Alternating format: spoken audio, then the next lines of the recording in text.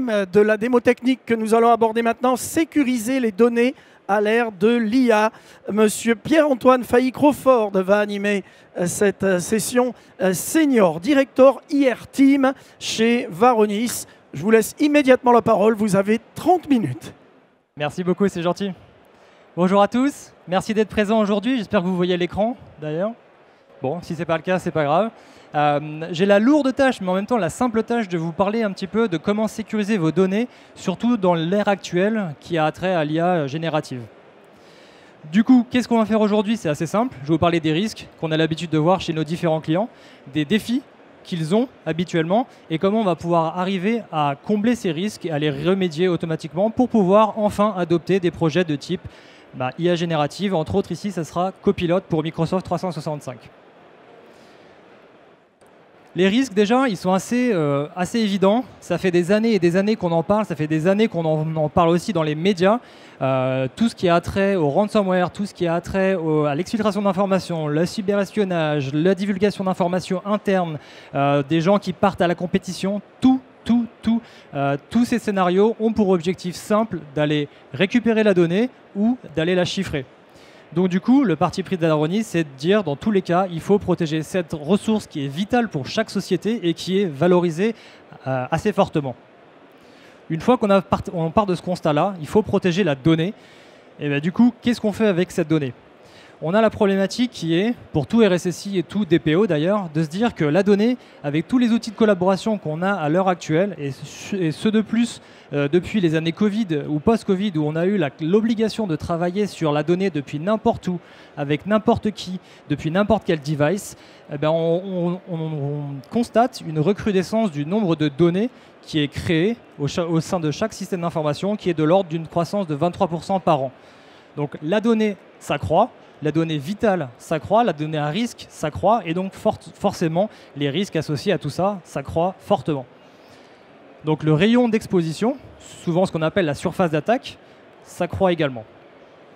Donc on est en train d'essayer de protéger quelque chose qui fait constamment s'accroître dans un espèce de chaos et brouhaha technique, on va dire, avec du surpartage dans tous les sens, qui est super compliqué à gérer de manière générale. Les tentatives de solutions qu'on voit actuellement implémentées par les différents clients, donc c'est vraiment les retours terrain des différents RSSI, des différents managers de projet, des différents DPO, qui essayent de mettre en place soit des contrôles natifs, donc ils ont des solutions de sécurité déjà à leur disposition, un purview dans leur licence Microsoft, des audits directement intégrés dans Microsoft 365 au travers de la Graph API, et ils essayent, avec ces outils à disposition, de faire quelque chose. Sauf qu'on se rend compte qu'on a des limites techniques qui sont difficiles à combler, donc on essaye à chaque fois de combler ces déficits par d'autres capacités techniques et on a des difficultés du coup à s'en sortir. La deuxième possibilité qu'on voit souvent sont d'adopter des solutions spécifiques à un cas d'usage. J'ai besoin d'aller auditer tout ce qui se passe sur mon OneDrive, mon SharePoint Online. Donc je vais utiliser mon SIEM par exemple, ou un outil de classification dédié. De ce fait d'avoir des outils qui sont décorrélés les uns des autres et qui sont du coup difficiles à exploiter au quotidien. Et la dernière chose qu'on constate chez les sociétés qui sont un peu plus matures, du coup, donc qui ont des DLP, donc des politiques de prévention de la perte de la donnée, c'est de constat qui est habituellement d'avoir un étiquetage manuel. Chaque utilisateur met une étiquette sur chaque fichier pour essayer d'aligner avec une politique finalement de DLP. Par exemple, bloquer le partage en ligne d'une donnée sensible, ou carrément éviter qu'un dossier ou un fichier soit exposé à d'autres utilisateurs. Et la plupart du temps, du coup, sur ce type de problématique, ils sont obligés d'y remédier manuellement à chaque mauvais étiquetage, par exemple. Donc on se rend compte que ces solutions-là, eh ben, malheureusement, et ça c'est un constat indéniable et implacable, elles aboutissent tous par un échec. On a une grosse société dans le monde financier qui nous a dit, le DSI nous a avoué qu'après 1 an et demi de classification de contenu de sa donnée, eh ben, en fait, il ne pouvait absolument rien faire avec le contenu qui était généré. Il avait plein de data, il ne savait pas quoi faire avec. 1 an et demi pour constater qu'il ne pouvait rien faire. C'est juste impossible. Au même titre que pas mal d'initiatives DLP qui ont été engagées chez nos différents clients se rendent compte que finalement, les informations qu'ils ont à leur disposition, donc une nouvelle fois des données sensibles, eh ben, ils ne pouvaient pas non plus exploiter les résultats. On a plein de données sensibles qui se situent à plein d'endroits, un peu n'importe où, Et alors, qu'est-ce qu'on fait avec cette liste-là? On va aller s'amuser à retirer chaque droit un par un. Où sont les risques concrets? Comment on priorise? Eh ben, nos clients n'ont pas la capacité ici d'aller aboutir à ce projet de DLP, par exemple, qui avait pris quasiment ici, une nouvelle fois, 1 an et demi. Donc concrètement, qu'est-ce qui change en 2024?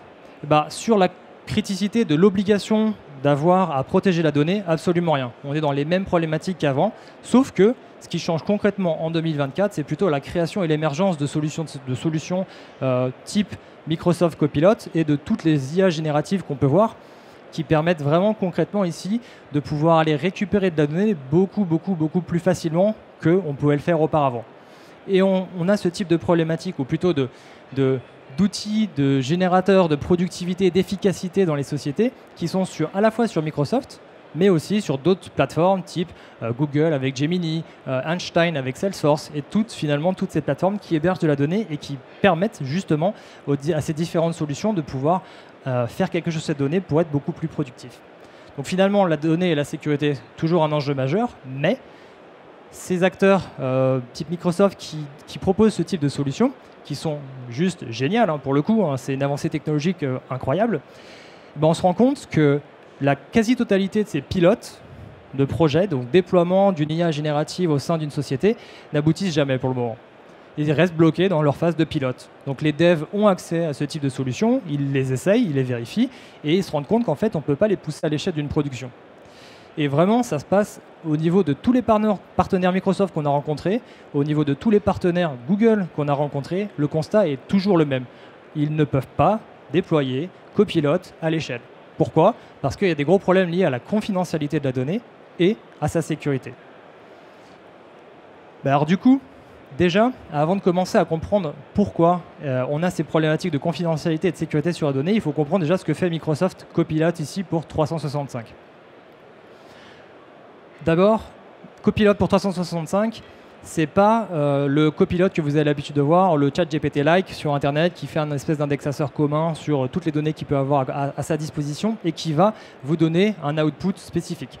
Le but de Copilot pour 365, c'est vraiment d'aller indexer chacun des fichiers, des dossiers, de la donnée dont vous avez accès, même au travers de vos emails, et suite à la lecture d'un prompt, donc pareil que pour ChatGPT et Copilot plutôt pour la partie chat, ça va aller lire votre prompt, essayer de comprendre ce que vous essayez de dire au niveau de ce prompt-là, aller recueillir l'ensemble des informations dont vous avez à votre disposition techniquement, que vous le sachiez ou pas d'ailleurs. Vous avez des droits inhérents, par exemple, vous ne savez pas que vous avez accès à un dossier spécifique ou un fichier sensible. Copilot, lui, le sait, va aller utiliser ces droits en place pour votre compte pour aller indexer le contenu de cette donnée-là et ensuite passer toutes ces informations au moteur, donc au modèle de langage, le LLM, qu'on a l'habitude maintenant de connaître, pour pouvoir générer une réponse qui a du sens par rapport à votre question. Mais avant ça, avant de vous retourner la réponse, il y a quand même une vérification, un espèce de sanity check, pour vérifier que la question que vous posez et le résultat qui est renvoyé correspond à quelque chose qui est censé être renvoyé par ce type d'applicatif, donc une espèce de censure, quoi. Je vous donne un exemple, pour ceux qui ne connaissent pas. J'ai demandé à mon copilote dans mon lab ici, est-ce que j'ai accès concrètement à des fichiers qui contiennent des mots de passe? La réponse de copilote est sans appel, oui, bien sûr. Il y en a quelques-uns d'ailleurs dans plusieurs fichiers, dans plusieurs emails. Bon, ça va un peu vite, vous n'avez pas le temps de le lire. Et donc du coup, ce que je lui demande, c'est simplement, ok, donne-moi la liste de ces mots de passe, s'il te plaît, parce que j'en ai probablement besoin. Et ce que fait Copilot automatiquement, même si je ne savais pas où était le fichier, je ne savais pas que j'y avais accès, il va aller me récupérer le contenu de ce fichier-là et me dire, très bien, je sais exactement à quoi ressemble un mot de passe, je sais exactement ce que c'est un login, et donc du coup, ce que je vais faire, c'est que je vais te donner cette liste exhaustive de tous les utilisateurs et les mots de passe dont tu as accès. Dans ce type de cas de figure, on ne peut pas imaginer mieux. J'ai fait 8 ans de pentest avant d'arriver chez Varonis et une des actions qu'on a l'habitude de faire, c'était faire de la reconnaissance sur tous les fichiers et les dossiers qui étaient partagés à toute l'organisation. Donc on avait des scripts, soit on le faisait en PowerShell, soit on utilisait du SMBMA par exemple, ou carrément avec l'explorateur Windows, et on allait chercher au sein de chaque contenu de chaque fichier justement des mots-clés spécifiques tels password. Et le but, c'était d'essayer de retrouver justement des mots de passe en clair pour pouvoir élever nos privilèges et gagner un peu plus de visibilité sur les systèmes d'information. Ça prenait franchement des heures, au moins des heures quand ça aboutissait à quelque chose. Donc c'était un process qui était vraiment, franchement fastidieux et très chronophage et qui nous faisait perdre du temps sur les tests d'intrusion interne. Du coup, là, en une demande de requête à mon prompt Copilot, eh ben, j'ai la liste exhaustive ici de tous les mots de passe auxquels j'ai accès au travers de l'identité en question. C'est une aubaine, franchement, c'est une aubaine. Donc c'est super. Deuxième cas d'exemple, cas d'usage, pardon. Je demande simplement, Copilot, est-ce que tu peux donner la liste de tous les fichiers qui contiennent des clés d'API ou des tokens d'authentification haute, ou des tokens d'accès plutôt haute. C'est des formats qui sont assez connus, hein, ils ont toujours le même format, ça commence par EY par exemple, donc c'est facilement reconnaissable par Copilot ici, et Copilot va aller me parser l'intégralité de ces fichiers auxquels j'ai accès et me donner directement les clés d'API et les secrets d'authentification haute que je peux consommer. Pareil, au lieu d'avoir une latéralisation sur un réseau interne, on peut se latéraliser plutôt sur une application SaaS en utilisant une application qui est déjà déployée, je dis n'importe quoi, dans Salesforce, dans Microsoft Azure, pour aller consommer de la donnée au travers d'une autre identité. Donc c'est super. Dernier cas d'usage qui est peut-être un peu plus différent, c'est tout ce qui a trait à de la fusion-acquisition. Des données qui sont assez sensibles, des données financières. Pareil, je ne suis pas au courant que j'avais accès à une information. Ici, je demande simplement, est-ce que tu as des informations sur le rachat de cette société-là spécifiquement? Copilot me dit, bien sûr, aucun problème, voici les informations, le fichier s'appelle TO. Et donc, du coup, je lui dis, OK, très bien, mais quel est le prix d'achat de cette fusion-acquisition ici? Et directement, il va me répondre que c'était 300 000 $ et qu'ils ont accepté d'acheter à 250 000. Donc super, super intéressant pour pouvoir avoir de l'information ultra rapidement. Dernier cas d'usage, ce coup-ci, c'est vraiment le dernier. Je demande à Copilot, est-ce que tu peux me donner la liste exhaustive globalement de tous les nouveaux employés qu'il y a actuellement dans la société? Et apparemment, j'avais accès à un fichier ici qui contient la liste de tous les nouveaux employés, effectivement, avec leur numéro de sécurité sociale, leur date d'entrée, leur salaire, etc.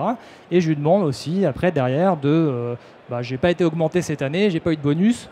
Quels employés de la boîte ont eu des bonus cette année, en 2024, parce que ça m'intéresse. Et voici la liste qu'il me donne. Il me donne qu'il y a 2 employés qui ont récupéré 500 $ pour X ou Y raison. Ça paraît anodin, mais et ça paraît aussi peut-être tiré par les cheveux, mais c'est vraiment la vraie vie. C'est exactement ce qui se passe dans tous les systèmes d'information qu'on rencontre aujourd'hui. Et la raison sous-jacente, et c'est pas Varonis qui le dit, c'est Microsoft qui a fait un rapport sur l'état des lieux de toutes les permissions qui existent dans Microsoft 365. Ils ont récupéré tout un tas d'informations et ils ont regardé, ils ont analysé et ils ont dit que la quasi-totalité des identités de ces tenants-là, globalement, avaient plus de privilèges que ceux auxquels ils devaient avoir. Ok, très bien, pourquoi pas. Sauf que sur tous ces privilèges, finalement, 50% de ces privilèges, ou même plus de 50% de ces privilèges, étaient pour accéder à de la donnée qui était sensible. Sensible au sens ultra large du terme, données soumises à l'RGPD, données contenant des mots de passe ou des données contenant des informations de propriété intellectuelle de la société. Et en plus de ça, sur tous ces accès, la réelle utilité de tous ces accès-là correspondait à 1 seul % de toutes les autorisations pour un utilisateur. Ce qui veut dire, en d'autres termes, que 99% de ces autorisations étaient complètement inutiles dans le rôle de la personne en question. Donc n'étaient pas nécessaires. Ce qui montre que la surface d'attaque est présente et résiduelle, peut-être, mais permet la capacité de récupérer ce type d'informations. Donc du coup, dans la logique des choses, on comprend les problématiques et on demande à Microsoft, puisqu'ils ont fait un article justement sur les risques, comment est-ce que Microsoft peut nous aider à être certain de bien implémenter Copilot en mode release, donc pas juste en mode pilote, justement, en mode production, dans mon tenant Microsoft Azure. Et la réponse de Microsoft, déjà, elle commence par un euphémisme qui est probablement l'euphémisme du millénaire. Je vous le traduis, mais globalement, ils disent que la quasi-totalité des organisations, ou plutôt la plupart des sociétés, ont des problèmes de surexposition de l'information, donc de surcollaboration de manière complètement inefficace, et surtout que la gouvernance autour de la donnée est un défi. Ok, ça, on l'avait bien compris, on le voit même au travers des différents constats que j'ai dressés juste avant. Et donc, du coup, les solutions qu'ils proposent du côté Microsoft, c'est globalement utiliser Purview et puis ça va le faire. Sauf qu'en fait, pour tous ceux qui ne connaissent pas Purview, c'est super pour gérer de la DLP, donc de la Data Loss Prevention, donc éviter que la donnée fuite de certaines sociétés. En revanche, au travers de l'étiquetage de l'information. Donc on pose des labels, des étiquettes sur chaque fichier, et chaque fichier, si c'est confidentiel par exemple, on aura une politique qui dira eh ben, ce fichier-là n'a pas le droit d'être partagé sur Internet, ce fichier-là n'a pas le droit d'être en pièce jointe d'un email.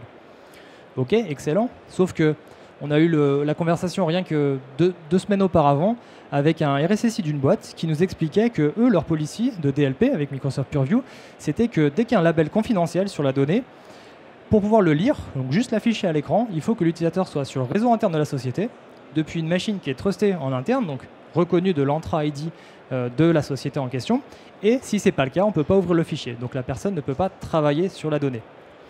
Ce qu'ont fait les utilisateurs, ils ne sont pas bêtes, ils peuvent changer le tag. L'étiquetage est vraiment modifiable à la volée, comme on le souhaite. Ils se sont rendus compte que si je le mettais en mode public, simplement change l'étiquette, je mets l'étiquette en mode public, et ben d'un coup, on a la capacité d'accéder à cette information-là depuis la maison. Donc, je peux aller faire mon télétravail et du coup accéder à cette information-là. Et même pire que ça, donc du coup, déjà, c'est problématique sur la sécurisation de la donnée. Mais pire que ça, on s'est rendu compte chez un casino, c'est notre CTO qui aime bien raconter cette anecdote-là, que sur un grand casino mondial, il y avait un fichier justement qui comptait la liste exhaustive de toutes les personnes qui étaient les plus riches et qui venaient au casino de manière complètement publique et qui permettait justement de pouvoir travailler avec cette information-là à distance. Le label de ce fichier-là était public. Ce qui pose un réel problème ici sur les mêmes problèmes que je viens de mentionner avec Copilot. Et en plus de ça, pour rendre la problématique encore plus compliquée sur la gouvernance de la donnée, c'est que les données, en fait, elles sont stockées absolument partout. On en parle beaucoup dans Microsoft 365, mais on a exactement les mêmes problèmes dans Salesforce, on a exactement les mêmes problèmes dans les buckets S3, sur AWS, la même chose dans Google Workspace. C'est les mêmes problématiques, quel que soit l'endroit où se situe la donnée et quel que soit le format de stockage de cette donnée. Bases de données relationnelles en font partie. Du coup, j'ai essayé de synthétiser tous ces aspects-là, tous ces gros défis que j'ai pu expliquer pour essayer de voir comment on peut les adresser. Le premier, c'est implacable. Les employés d'une boîte ont accès à beaucoup trop de données par rapport à ce dont ils en ont la réelle utilité. Ok, ça, on peut pas le dénigrer. Le deuxième, c'est sur toutes les politiques de DLP, on se rend compte que soit l'étiquette du fichier n'est pas existante, support de stockage qui n'est pas dans Microsoft 365, on ne peut pas mettre d'étiquette, soit l'étiquette est mauvaise parce que l'utilisateur a décidé de changer l'étiquette. Bon, du coup, les politiques de DLP ne fonctionnent plus. Troisième constat, c'est qu'avec des solutions type Copilot pour 365, finalement, maintenant, les utilisateurs en interne peuvent accéder à l'information d'une rapidité sans équivalent et peuvent facilement exfiltrer la donnée via, encore une fois, Copilot. Les liens partagés qu'on a dans Microsoft 365, la plupart du temps, sont soit en externe, donc public, simplement je bénéficie du lien, je peux accéder à l'information, soit carrément, la plupart du temps, de manière complètement fortuite, c'est pas de leur faute, ils ne le font pas exprès, la donnée est exposée automatiquement à toute la société. L'avant-dernier point, c'est simplement qu'il est impossible aujourd'hui, à l'heure actuelle en tout cas, d'appliquer le principe du moindre privilège qui consiste à faire en sorte qu'un utilisateur n'ait accès qu'à la donnée dont il a l'utilité. C'est quelque chose c'est une utopie qu'on essaie d'avoir, bien évidemment, mais à l'heure actuelle, personne n'est en capacité d'impliquer et d'implémenter ce type de principe du moindre privilège. Et la dernière, j'en ai pas parlé, mais effectivement, avec les IA génératives, il y a une facilité de création de contenu qui est de la même manière, qui devient colossale. Je peux générer 4, 5, 6, 7, 8 documents PPTX qui contiennent de la donnée sensible, juste en demandant à Copilot de le générer pour moi. Donc finalement, je peux à la fois récupérer de la donnée sensible, mais aussi en générer tout un paquet et la surexposer aussi facilement que je l'avais fait sur les autres fichiers. Encore une fois, je ne fais pas exprès. Mais c'est des défis qui sont réels, problématiques.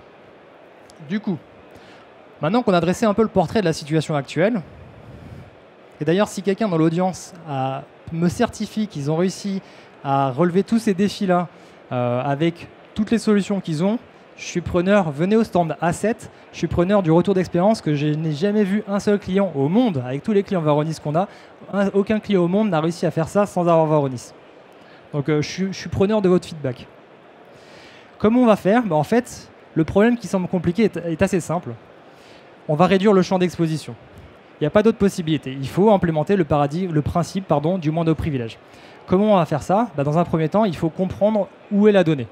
Il faut comprendre de quel type de données on parle et il faut comprendre quels sont les risques associés à cette donnée. Est-ce qu'elle est surexposée ou simplement est-ce qu'elle est privée ?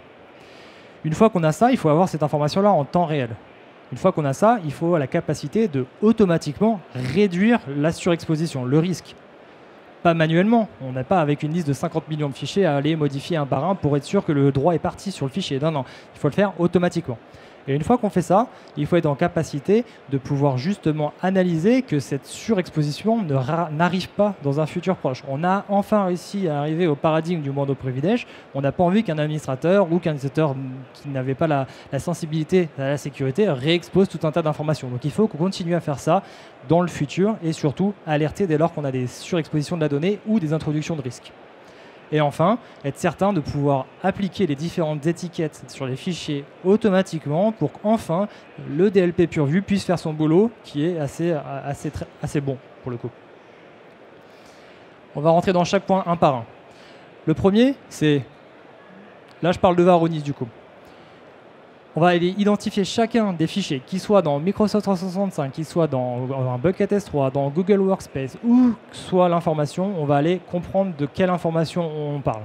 Est-ce que c'est une carte de crédit? Est-ce que c'est une carte d'identité nationale? Est-ce que c'est une carte, un permis de conduire, un numéro de sécurité sociale? Peu importe. Quel que soit le type et la typologie de données, il faut la détecter. Une fois qu'on va la détecter, on va aller comprendre les permissions associées, donc corréler la sensibilité du fichier avec la permission associée à ce fichier.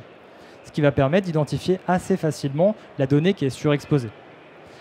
Une fois qu'on a compris ça, on va aller lire les étiquettes de chacun des fichiers pour comprendre quelle était l'étiquette qui est actuellement posée sur le fichier, que ce soit manuellement par un utilisateur ou si elle est inexistante, par exemple. Une fois qu'on a compris où est la donnée, qu'on sait quel type de données on parle, qu'on sait quelle est l'étiquette actuelle DLP en place, et ben on va pouvoir commencer à travailler automatiquement sur la correction de ces différents labels. Donc au travers de l'identité qu'on a vue de l'information, on va pouvoir, si l'étiquette par exemple était publique, c'est l'anecdote que j'ai donnée tout à l'heure, pour y travailler à distance. Si elle est publique et que Varonis détecte de la donnée soumise à la RGPD ou contenant de la donnée personnelle, on va aller modifier cette étiquette pour être sûr que maintenant le DLP fonctionne correctement. Si, à contrario, on était sur un support file system on-prem ou qui n'est pas capable d'avoir des labels PureView, eh ben, on va aller directement, nous, de notre côté, appliquer le label puisqu'il était inexistant. Toujours en corrélation avec ce qu'on trouve à l'intérieur de ce fichier. Donc, si c'est de la donnée personnelle ou soumise à la CCPA, on va les mettre en confidentiel, par exemple. Une nouvelle fois, le DLP pourra fonctionner correctement. Et dernière chose qui est plus qu'intéressante, surtout dans le cas d'usage copilote, c'est qu'on aura la capacité de forcer l'étiquetage d'un fichier pour forcer copilote à ne pas avoir le droit d'accéder à ce fichier-là si jamais, même si l'autorisation est là, d'un point de vue purement Microsoft, on peut forcer un fichier à ne pas être indexé par copilote, avec justement cette fameux droit extract. Donc on va pouvoir lire les fichiers qui ont le droit d'être extraits ou pas, et en fonction du contenu, on pourra dire bah non, celui-là, il ne sera pas indexé par PureView. Donc ça, c'est fait automatiquement. Et quand je dis automatiquement, c'est fait sous quelques jours. Ce n'est pas quelques ans ou quelques mois comme on avait pu voir chez nos différents clients. On remet le DLP en place, finalement, l'étiquetage est bon. Et ensuite, on va travailler sur la permission. On a des liens de partage à toute l'organisation. On a des liens de partage public. On a des liens vers des utilisateurs externes, vers des boîtes mail Gmail, peu importe. Quel que soit le type de surexposition, on va aller automatiquement apporter le correctif associé. Donc on n'est plus sur une liste de permissions à modifier à la main, une à une, avec une liste qui est interminable et sur laquelle on n'aura jamais les capacités humaines ou de temps d'aller adresser. On va le faire avec nos différents petits robots, côté Varonis, automatiquement. Donc on a vraiment un résultat concret. Une fois qu'on a fait ça, souvent ce qui se passe, il y a une vérification quand même de est-ce que les données sont toutes remédiées finalement. Est-ce que la surexposition de mes données sont toutes remédiées ou pas. Donc souvent on a une double itération qui permet de vérifier. Alors là j'ai commencé par OneDrive peut-être, maintenant je vais aller sur SharePoint Online pour pouvoir adresser ce type de problème. Donc on a une petite itération supplémentaire à ce niveau-là. Une fois qu'on a fait cette itération, on va dire supplémentaire, eh ben on est capable d'activer le DLP et de dire OK Microsoft PureView, maintenant tu peux fonctionner, voici les règles en question. Donc la donnée devient chiffrée par exemple, dès qu'on a un label confidentiel, la donnée ne peut pas sortir sur Internet via Exchange Online parce qu'il y a le label confidentiel, on ne peut pas la partager à distance, etc. Et même avoir des politiques de rétention où est-ce qu'on peut laisser la donnée, on va dire, quand elle devient dormante. On a nos règles de DLP en place, on a les bons tags, on a identifié quelle était la donnée sensible. Maintenant, et il n'y a que maintenant, qu'on est enfin en capacité de maîtriser les risques et de pouvoir faire sortir enfin ce pilote-copilote de sa phase de pilote. On peut le passer en production, il n'y a pas de souci, on a maîtrisé la problématique et on est en capacité d'être certain qu'on a enforcé le moindre privilège. Mais ça ne s'arrête pas là. Malheureusement, il faut continuer à superviser ensuite que les utilisateurs, même si, utilisateurs malveillants ou utilisateurs internes, même si ils n'ont que l'accès à la donnée dont ils souhaitent avoir l'accès, on veut continuer à vérifier qu'ils n'abusent pas de cette information-là au travers de Copilot ou en changeant une nouvelle fois les tags AIP. Donc du coup, d'avoir la capacité de superviser et d'alerter en cas de déviance de comportement ou d'abus d'étiquetage, par exemple, pour réappliquer un label. Donc on maintient cette sécurité dans le temps, même post-implémentation de notre principe de moindre privilège. Et dernier, c'est simplement d'automatiser la remédiation. Dès lors qu'un nouveau lien de partage public sera mis en place, dès lors qu'une nouvelle application va être installée dans Azure qui donnera la visibilité sur toutes les données du SI, dès lors que les étiquettes seront mal positionnées ou ne seront pas positionnées, Varonis va faire ça automatiquement, corriger tous les problèmes à votre place pour éviter qu'on se retrouve dans la problématique dans laquelle on était en amont à ce projet copilote et enfin être en capacité de maîtriser non pas une seule fois, mais dans le temps, de manière continuelle, tous ces risques, sans rien avoir besoin à faire, au travers de différents robots, concrètement. Je vous la fais rapide, mais globalement, c'est le résumé global de ce que je viens de dire. Avant Copilot, on déploie Varonis, on effectue nos analyses initiales, on identifie le risque, où est ma donnée sensible, comment on y remédie, est-ce qu'elle est surexposée, on corrige les labels, on remédie à l'exposition automatiquement. On active notre DLP et enfin, on peut lancer Copilot et vérifier comment les utilisateurs utilisent Copilot, s'ils en abusent, récupérer les différents prompts et automatiser tous les contrôles de sécurité dont j'ai fait mention juste avant. Dernier slide, parce que je pense que je suis à peu près dans les temps. 2 minutes, parfait. Le dernier slide, c'est vraiment pour vous donner aussi un ordre d'idée. J'ai parlé seulement et principalement presque ici de Microsoft 365, mais j'ai quand même la volonté de vous donner un panel complet à peu près de ce que Varonis couvre en termes de technologie.